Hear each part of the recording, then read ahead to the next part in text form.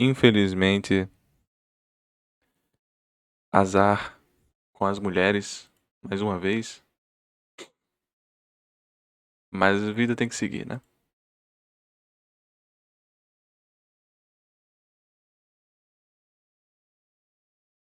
Esse cultinho de cash foi bom.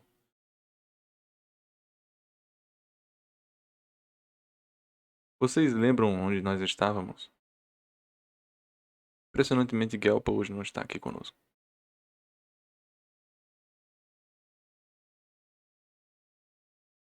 Vixe, eu fui pra cerâmica, tá longe? Avião, a gente não viu.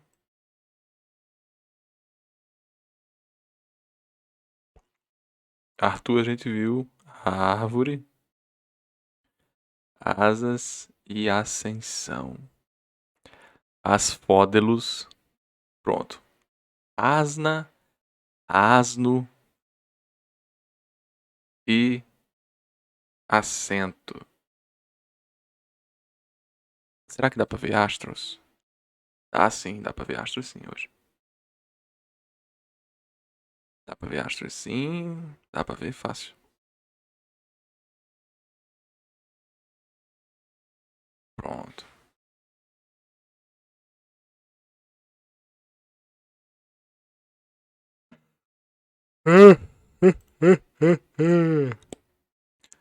Todos a seus postos?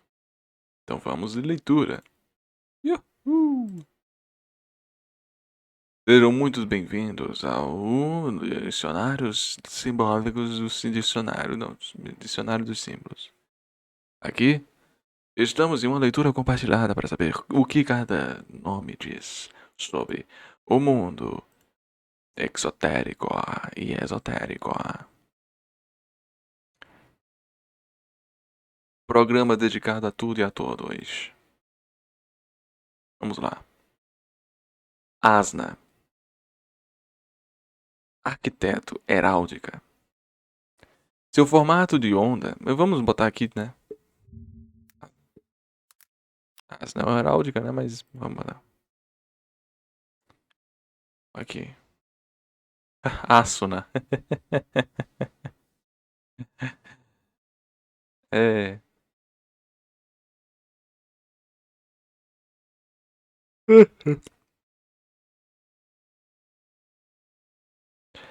Pô, cara, jogar Roblox. Você quer me ofender? Quer me ofender? Fale logo que quer roubar. Eu vou jogar Roblox ali e volto já. É o Max. Seu formato de onda, simples ou multiplicado, com uma ponta em bico, em que se alterna com o vazio, faz lembrar os movimentos da água. A onda elevada representa também a primeira letra do alfabeto, a maiúscula, A. Esses dois valores unem-se numa mesma direção simbólica. A água, como elemento primordial de todas as coisas, a letra A como o início de toda a escrita. O desenho de asna indica igualmente, quando usada em uniformes militares, galão, engalado, né, galão, começo, começo de autoridade. O sentido da asna, tantas vezes perdido no simples ornamentação, situa-se situa-se nos diversos planos cosmogônicos, culturais, social. Para designar as origens de um movimento jamais completado, é justamente o movimento que faz a vida, diz Griauli em todos os planos. Todo começo é prenhe de uma capacidade de desenvolvimento. A água fecunda a terra, a primeira letra, uma vogal, fecunda a palavra. A autoridade fecunda a sociedade. Mas esse sentido, como todo símbolo, pode voltar-se contra si mesmo através de um processo de perversão. A água pode inundar-se. Obrigado pelo follow. A água pode inundar-se e devastar. A palavra pode enganar. A autoridade, oprimir e arruinar. A repetição da asna em linhas quebradas e contínuas. O A invertido em V. Em Dentes de Serra, aparenta-se, como todo fenômeno de repetição, segundo Freud, há uma pulsão de morte. Entretanto, conforme o número dos dentes da serra, ela pode revestir-se de um sentido complexo. O número 8, por exemplo, simbolizaria o acesso ou a destinação de uma nova vida. E, portanto, a morte e renascimento. Como a maioria dos símbolos fundamentais. Impulso, pausa. Não sucessão rítmica. A asna, no que diz respeito à sua utilização prática, é também um signo de solidez, de valor, de competência, de experiência, condições da autoridade. O sentido simbólico permanece. Todo título, toda insígnia, todo novo começo pressupõe uma preparação, uma prova, uma emergência, um passado, uma anterioridade. No entanto, a asna, tanto na aeronáutica como na arquitetura, pode ser, por ser uma forma simples, com topo em uma ponta, é essencialmente uma figura representativa do equilíbrio realizado, tal como o compasso no franco-maçonaria. Eita, cuidado.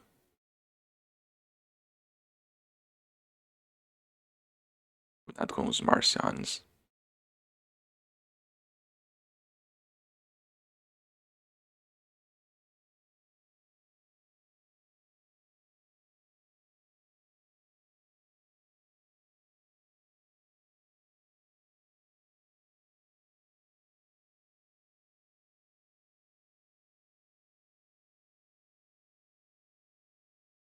Old Messi, chegastes, rapaz. Perdestes Asna.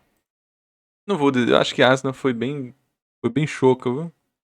Tá aí, eu acho que o Asna foi o mais caguei de todos que a gente viu até agora.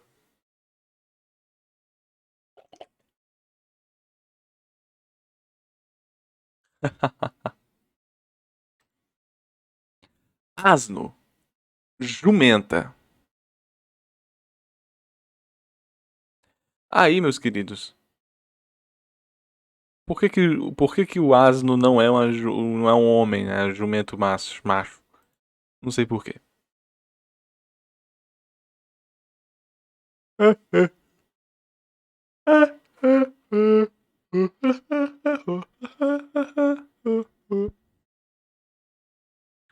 O que vem na mente de vocês quando se fala asno?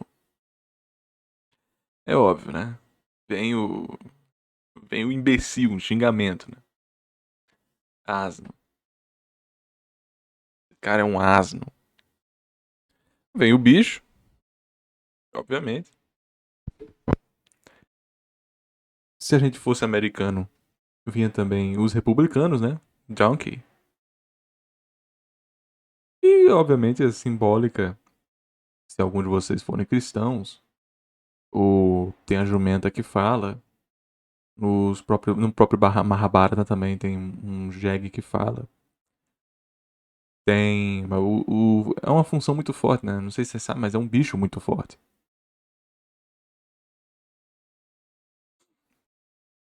Uma mula. Uma asno não é tão forte quanto mula, pelo que eu lembro. Mas é muito forte. Aguenta um boi fácil. Puxa assim um boi fácil, fácil. Pra mim veio o Alexandre, né? O jumentossauro. tava. Tava evitando, né? Ah, mas tudo bem.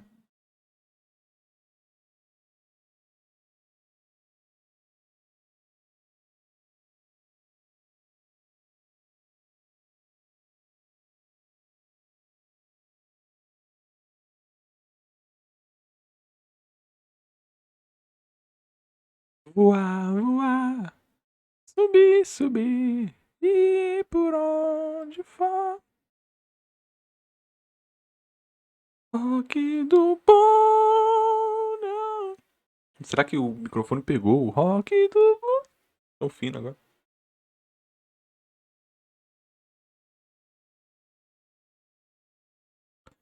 Bora lá. Vamos ler logo Juge. Vamos logo ler Juge. Se o asno é para nós o símbolo da ignorância, é, né? Porque o xingamento asno não é por causa do tamanho da benga, né? É por causa do tamanho da. Porque esse cara que é um animal, não consegue raciocinar, né? Ignorância. Trata-se apenas do caso particular e secundário de um conceito mais geral que o considera, quase universalmente, como um emblema da obscuridade e até mesmo das tendências satânicas. Eita, na Índia. Interessante como a obra, depois de citar satanismo, ele cita a Índia, né? Interessante. Na Índia, serve de montaria para divindades exclusivamente funestas. Principalmente para Nyarita. Nyarita. Nyarita. Caraca, Nyarita. Nairita, desculpa. Nairita usa, mano. Caraca. Guardião das regiões dos mortos. E para Kalaratri, espectro sinistro de Devi. O Ashra Denuka tem a aparência de um asno. Tem. No Egito, o asno vermelho é uma das entidades mais perigosas que a alma encontra em sua viagem post-mortem. O que uma expressão popular francesa, malvado como um asno vermelho, curiosamente tende a confirmar. Além disso, esse animal poderia ser identificado como a besta escarlate do Apocalipse, segundo Guénon. No esoterismo ismaelita, o asno de Djal, é a propagação da ignorância e da impostura devido ao literalismo estrito que dificulta o advento da visão interior. A essa interpretação pode-se contrapor a presença do asno na manjedoura e o papel por ele desempenhado no momento de entrada do Cristo em Jerusalém. Guénon fez notar que, no primeiro caso, ele se opõe ao boi, como as tendências maléficas às tendências benéficas. E que, no segundo caso, ele representa essas mesmas forças maléficas vencidas, superadas pelo Redentor. Seria possível, certamente, atribuir um papel bem diferente à montaria de Jesus triunfante. Na China, aliás, o asno branco é, por vezes, a montaria dos imortais. Na cena de Ramos, trata-se, na verdade, de uma jumenta, distinção que não deixa de ser importante. No mito do falso profeta Balaão, o papel da jumenta é claramente benéfico. E Monsenhor de Vaucourt não hesita em torná-la símbolo de conhecimento da ciência tradicional, o que marca uma inversão completa do sentido inicial. A partir desse fato, deve-se ver um simbolismo iniciático nas honras que se reservam aos asnos por ocasião da festa dos loucos medievais. No entanto, em todas essas festas, existe um aspecto de paródia, de inversão provisória dos valores que aparece como essencial e que não e que nos leva e que nos leva às noções primeiras, perdão, de inversão em festas de um aspecto de paródia, de inversão provisória dos valores que aparece como essencial e que nos leva às noções primeiras. Trata-se, observa Guénon, da canalização das tendências inferiores do homem decaído, que perdeu a graça divina, com vista a limitar os efeitos nefastos, em suma, daquilo que a terminologia moderna denominaria uma liberação controlada. Terminologia, eu conheço. Vou só confirmar aqui. Terminologia, vou só confirmar aqui que é um negócio de histórico, né? Conjunto de termos particulares de nomeação em ciência, de uma arte, no ofício, de uma profissão. De termos, né? Termos. Terminologia é de termos. Lista organizada dos termos técnicos usados, né? Terminologia. O acesso momentâneo do asno ou ao couro da igreja é a imagem disso. Se quisesse falar em ciência sagrada, seria ainda no sentido de inversão e derrição. Aí eu realmente perdi. Aqui eu já perdi. Derrição. Porra, derrição, cara. Derrição. Escárnio. Risos. Derriçar. No... Nossa. Tirou onda comigo, hein? Tirou onda comigo. Derrição. Derrição. Eu vi falando de ostracismo. Eu acho que tá na hora de eu falar de derrição. Vou adotar essa palavra também, viu? Derrição.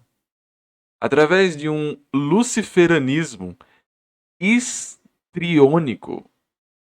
É gol atrás. Histriônico.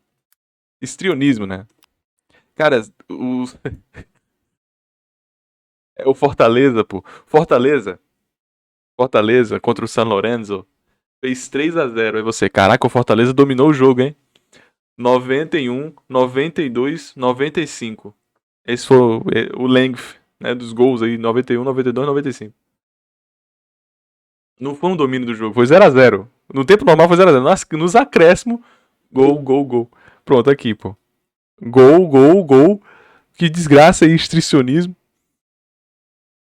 Maneira de agir da pessoa histérica, definida pelo excesso de comportamentos exagerados, como os de um palhaço, na tentativa de se tornar o centro. Olha aí.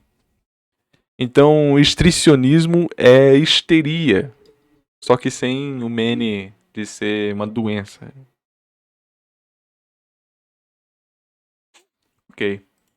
Através de um luciferanismo histriôntico, o asno satânico é substituído pela jumenta do conhecimento. O asno, como Satã, não, o asno como Satã ou como a besta, significa o sexo, a libido, o elemento instintivo do homem. Uma vida que se desenrola inteiramente no plano terrestre e sensual. O espírito monta sobre a matéria que lhe deve estar submissa, mas que às vezes escapa ao seu governo. Entenderam aí? Não preciso dizer, né? Por que o asno... Não tem porquê, não há necessidade, né? De dizer porquê, né? É bem conhecido no romance de Apuleio, o burro de ouro ou Metamorfoses. Do Ovídio, Metamorfose.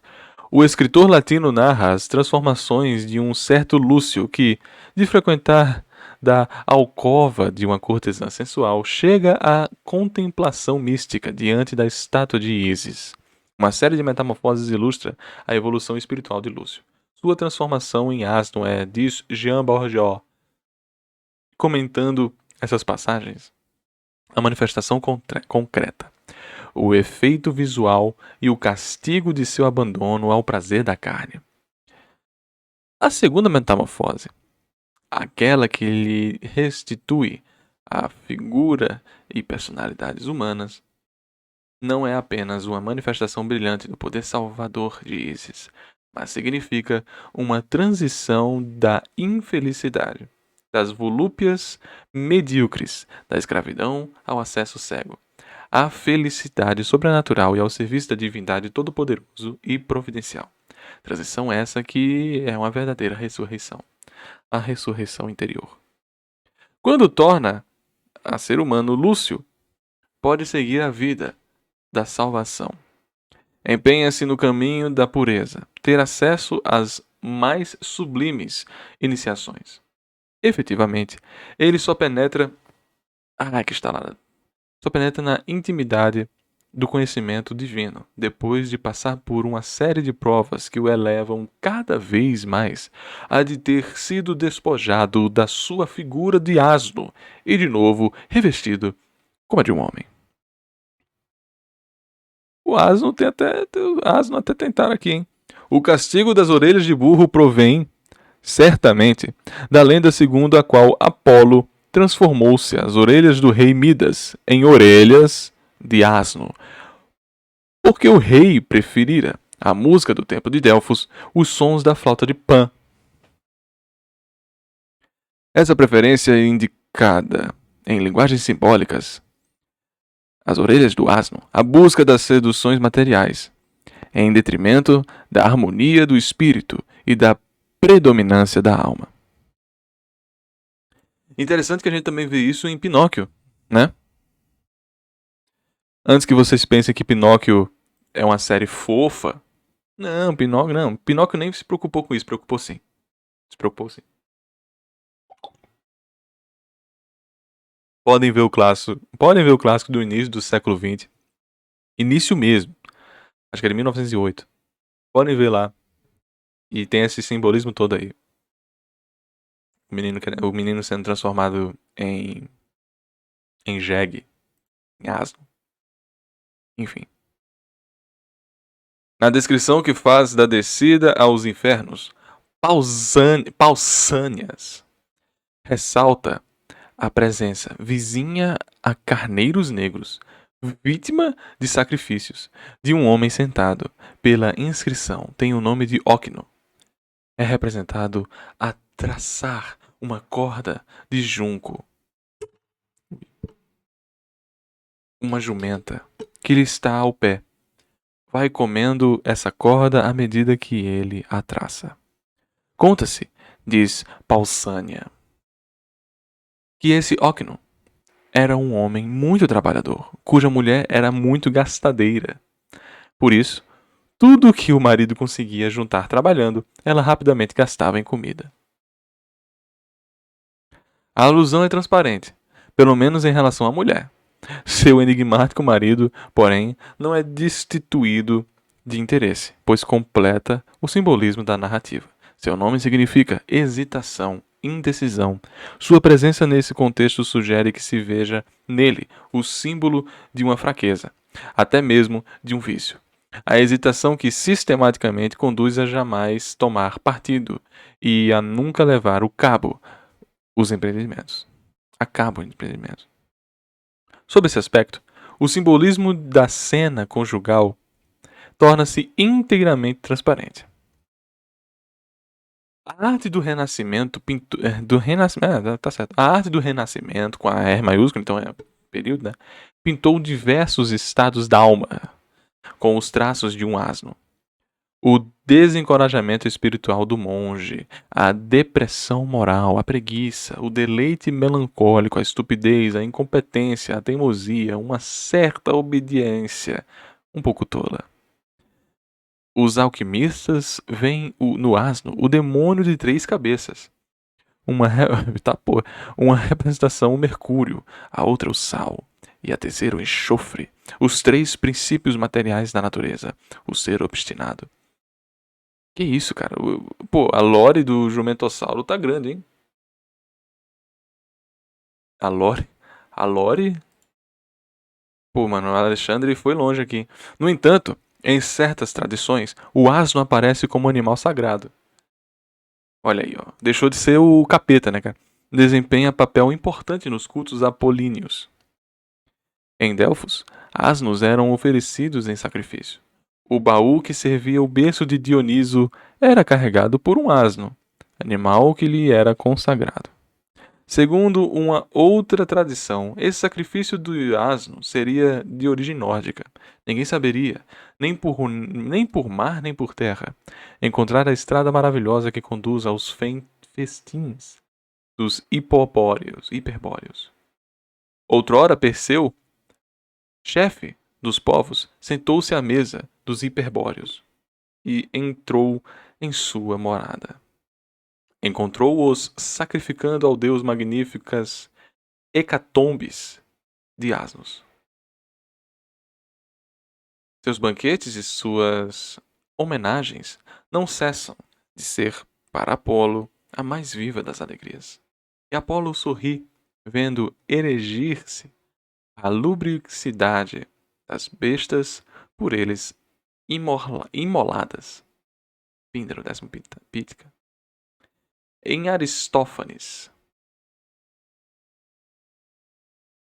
as rãs, o escravo de Baco diz a seu senhor, Baco, quando este lhe coloca um fardo às costas: e eu sou o asno que carrega os mistérios. Talvez esteja Talvez esta seja apenas uma cena de escárnio, mas o asno carregador de mistério não é uma imagem isolada. Costuma-se interpretá-lo como o símbolo do rei ou do poder temporário. O asno selvagem, onagro, simboliza os astecas do deserto, os solitários. A razão disso é, sem dúvida, com o casco do onagro não pode ser atacado por nenhum veneno. A queixada do asno, é conhecida também por sua extrema dureza. Empunhando apenas uma queixada de asno, Sansão é capaz de matar milhares de inimigos. O asno está relacionado com Saturno, o segundo sol, que é a estrela de Israel. Por isso, houve em certas tradições identificação entre Jeová e Saturno. Isso talvez explicasse o fato de que, sendo Cristo o Filho do Deus de Israel, caricaturas satíricas tenham representado os crucificados com a cabeça de asno. A jumenta simboliza a humildade e o jumentinho a humilhação. Ricardo de São Vítor, dirá que o homem precisa compreender o sentido dado à jumenta, a fim de penetrar na humildade, tornando-se vil aos próprios olhos. Se foi a vontade de Cristo servir-se de semelhantes montarias, diria Ricardo de São Vítor, era para mostrar a necessidade da humildade. Daí o texto, sobre quem, pois, repousa no meu espírito, diz o profeta, senão sobre a humildade, sobre o tranquilo, sobre aquele que treme as minhas palavras. Monta a jumenta, aquele que se exercita nas práticas da humildade verdadeira, interiormente, diante de Deus. Montar o filho da jumenta é mostrar-se atento somente aos deveres da humilhação verdadeira, exteriormente, diante do próximo. A jumenta, nesse caso, é símbolo de paz, de pobreza, de humildade, de paciência, de coragem. Em geral, é apresentada sob uma luz favorável na Bíblia. Samuel parte em busca das jumentas extraviadas. Balaão, que é um puta pagão, né, é instruído por sua jumenta, que o adverte da presença de um anjo de Jeová. José leva Maria e Jesus no lombo de uma jumenta para o Egito, a fim de fugir às perseguições de Herodes. Antes da paixão, o Cristo faz sua entrada triunfal em Jerusalém, montado numa jumenta. É um pouco de tudo, então, né, a jumenta? É um pouquinho de tudo.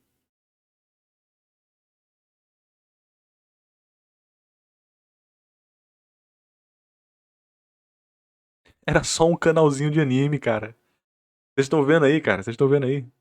Era só um canalzinho de anime. De um lado, de uma mão e outra mão, né? Na mão esquerda, você vai ter esse lado completamente nefasto da cabeça de bode, na cabeça de jumenta de enxofre, e do outro, Jesus.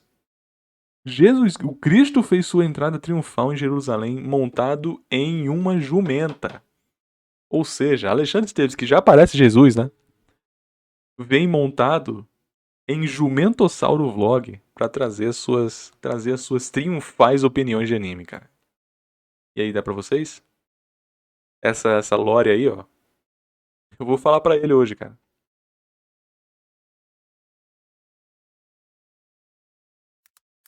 Vou falar pra ele hoje, cara.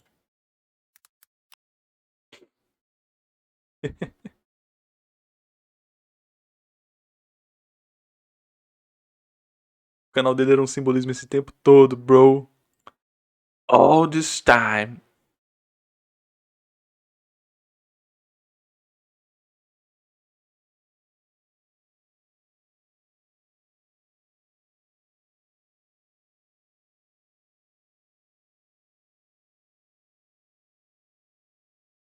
Bem, gente.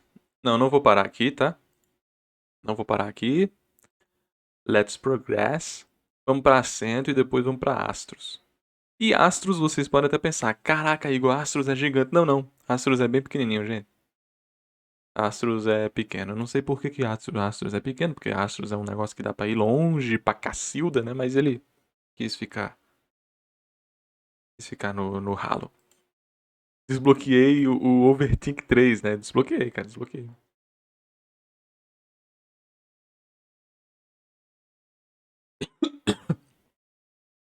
Ai, que calor, cara. Que calor, cara.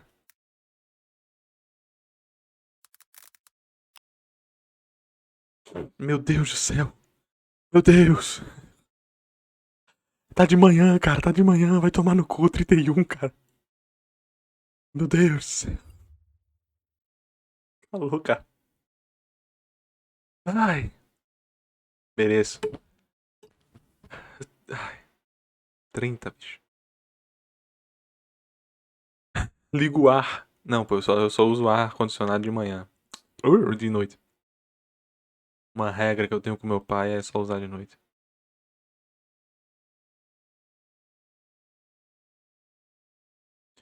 Assento. O que vocês pensam em acento, hein? KKKKKKKKKKK. Eu penso no acento circunflexo. No acento agudo.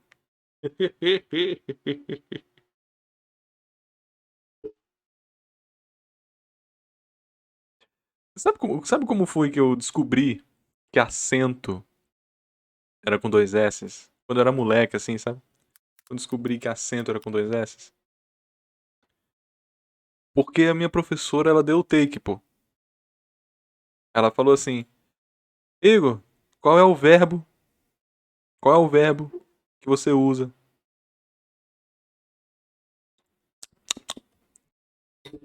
para sentar numa cadeira? Aí eu, sentar. Ponto. Assento. Eu sento. S. Oh my god. Oh my god. Eu fiquei, meu Deus. É tão simples.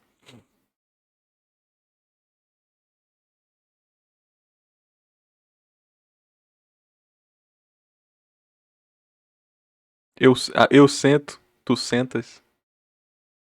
Deve ter vindo disso, etimologicamente deve ter vindo disso aí, cara. Sério mesmo. Estás a assentar? Estás a sentar? Tu pensas a sentar, viu? Assentas. Assentas agora. Aí o cara. Eu penso numa cadeira gamer. Putz. Cara, assento, mano. Eu penso em troninho. Trono. Não é nem troninho de privada, né? Trono.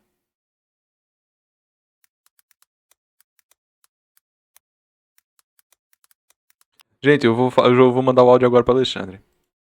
Alexandre, tava aqui na live de aprendendo e a gente acabou de ler asno, que é sinônimo de jumento. Jumenta. E aí, cara, fica aí na sua opção, tá? Tem dois simbolismos muito próximos.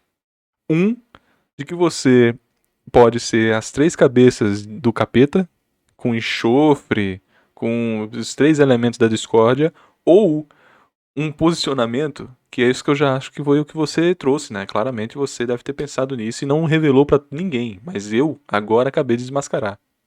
Cristo, ao chegar em Jerusalém, ele não chega só, ele chega triunfalmente numa jumenta, num jumento, num asno.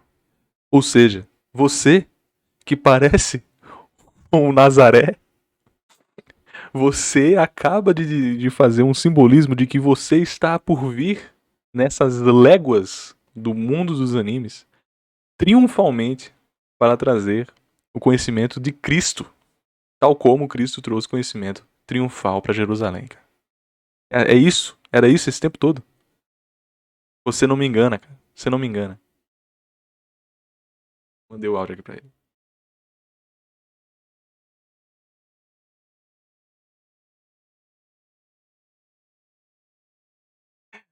Enfim. Acento. Sé. Por que sé? É? Sé é o quê? Olha, eu acho que Sé não é o que tá ali não, hein? É de São Paulo. Praça de Sé. Praça de Sé. Cripta de Catedral. Caramba. Sé é um ser, então, né? Ah, tá.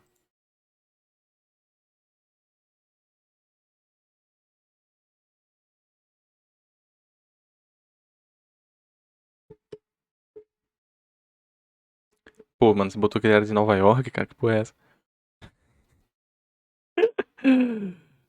O assento é universalmente reconhecido como um símbolo de autoridade. Receber sentado, olha aí, ó, receber sentado é manifestar superioridade. Oferecer um assento é reconhecer uma autoridade, um valor pessoal ou representativo. A Santa Sé, olha aí, ó, é o símbolo de autoridade divina, da qual o Papa é investido enquanto soberano pontífice. Um assento elevado indica superioridade. Cortar o assento é uma expressão chinesa que significa simbolicamente romper a amizade. No espírito chinês, tem grande valor devido à importância que os chineses dão à amizade e à sinceridade entre os amigos. Vender um amigo, traí-lo, era, segundo Mencius, contrário à doutrina do respeito filial. Cortar o assento ou romper a amizade com alguém é uma fórmula tirana, não, tirada, de uma história muito antiga, dos sábios bastante conhecidos Kuan Yin e Hua Ying, da dinastia Wei. 200 e 200. Sabe onde é isso aí? Sabe onde é isso aí? Wu Feng Daoliuan. Ravage of Times, Romance 300. No período dos Três Reinos, é. Eram amigos íntimos. Trabalhavam juntos no campo e na biblioteca. Mas um dia, olha o spoiler, viu, de Ravejas aí, cara. Um dia, ao cultivarem a terra, acharam uma moeda de ouro. Huan Yin a cobiçou, dando uma má impressão de si a seu amigo. Quando voltaram à biblioteca, este não quis mais manter a amizade. Separou o assento do assento do companheiro, cortando o banco. Fatos posteriores provaram que Kuan Yin não se enganara em relação à probidade do amigo, pois, enquanto recusava obstinadamente todos os empregos que lhe foram sucessivamente oferecidos pelos usurpador de Han, Huan Yin, ao contrário, desempenhou um papel eminente nessa usurpação.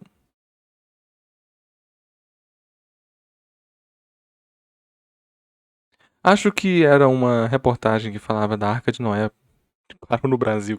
Não, isso é uma zoeira. É uma loucura. Foram brasileiros, né, que falaram isso, porque não tem como.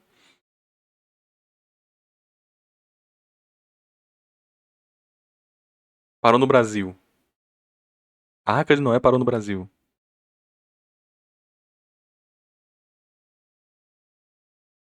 Não, se existe essa reportagem, tô nem aí, pô. Tô dizendo que são brasileiros que falaram isso, que é impossível. Eu não consigo entender. Não, pra mim nenhum americano faria isso. Nenhum estadunidense, no caso. Nenhum estadunidense, nenhum israelita, nenhum espanhol vai dizer que parou no Brasil. Curiosamente, brasileiros vão dizer que parou no Brasil, tá ligado? Parou em Belém.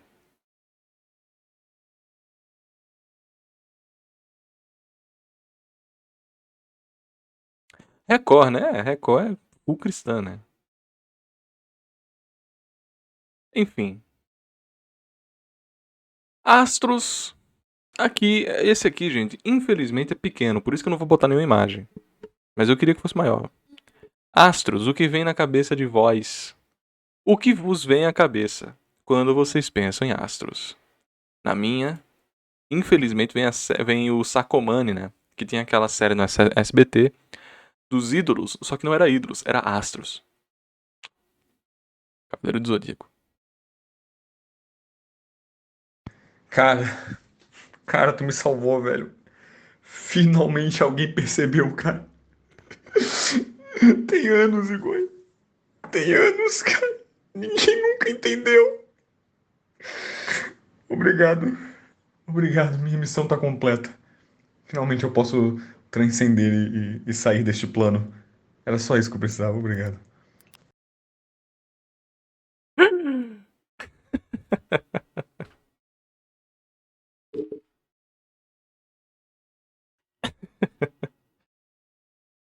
Enfim, né?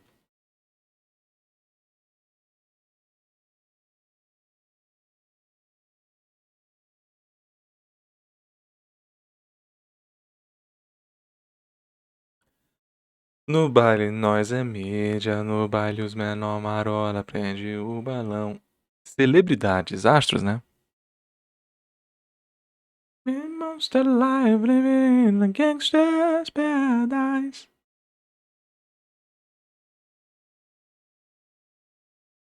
Keep standing most alive living in a gangster's paradise.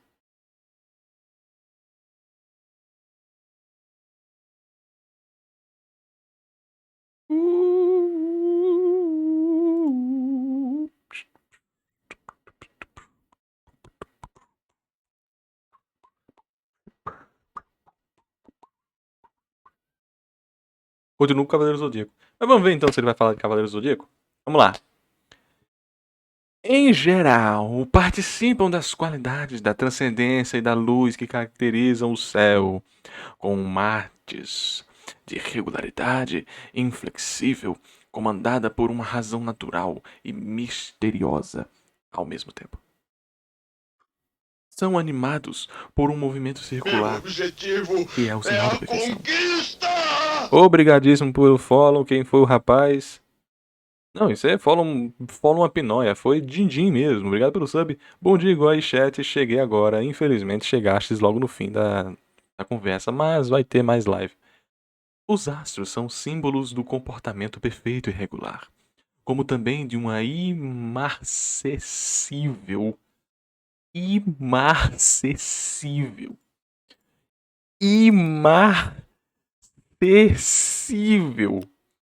imarcessível, não murcha, repleto de vigor, planta imarcessível, que não tem fim, que nunca se acaba, uma glória imarcessível.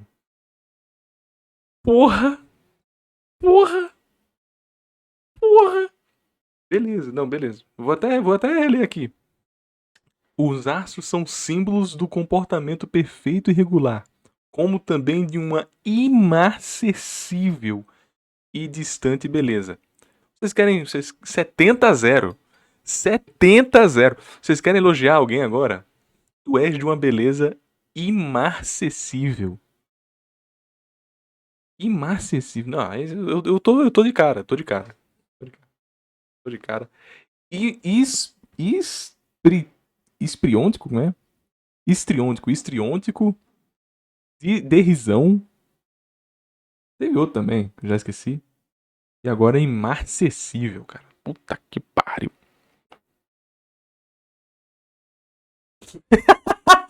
É com S, animal. É com C, animal. Não é com S, não, porra. É com C. Bicho burro. Vamos lá. Na antiguidade, eram divinizados. Mais tarde, concebeu-se que eram dirigidos pelos anjos. Tornaram-se morada das almas todo personagem ilustre, tal como o afirma Cícero no Sonho de Cipião. Foram objetos não apenas de poemas, mas de admiráveis orações. Testemunho disso é o fervoroso hino aos planetas que abaixo reproduzimos. Escrito por um devoto pagão no início do século IV, ele exprime o símbolo cósmico e moral atribuído aos planetas pelos astrólogos. Como ao menos. Não, é terminólogo sabia, né? Mais ou menos místico dos primeiros séculos da nossa era. Sol soberanamente bom, soberanamente grande, que ocupa o centro do céu intelecto e regulador do mundo, chefe e mestre supremo de todas as coisas, que... Eita! Rogai por nós, pecadores, agora e na hora de vossa morte, amém, que fazem durar para sempre os lumes de outras estrelas, ao difundir suas entre sobre elas. Na justa proporção, a chama de toda tua própria luz. E tu, lua, que situada na mais baixa região do céu, de mês em mês, sempre alimentada pelos raios do sol, resplandeces como Augusto brilhou para perpetuar os sêmen geradores. E tu, Saturno, que situado na ponta extrema do céu te adiantas, astro lívido, com um caminhar preguiçoso no movimentos indolentes. E tu, Júpiter, habitante da rocha Tarpeia, que por tua majestade bendífica e salvadora não cessas de dar alegria ao mundo e à terra, e detém o governo supremo do segundo círculo celeste. Tu também, Marte grandivos, cujo brilho vermelho infunde sempre um horror sagrado, e que habitas a terceira região do céu. Vós, enfim, fiéis companheiros do Sol, Mercúrio e Vênus, pela harmonia do Senhor do vosso governo, por vossa obediência ao julgamento dos Deus Supremo, que concede ao nosso soberano mestre Constantino e seus filhos de todos invencíveis, nossos senhores e nossos Césares, um império perpétuo. Fazei com que sobre nossos filhos ainda e sobre os filhos de nossos filhos reinem eles sem interrupção durante a infinidade dos séculos, a fim de que, tendo afastado de si todo o mal e toda a aflição, o gênero humano alcance a mercê de uma paz e de uma felicidade eterna. Amém. Amém, amém, amém, amém, amém.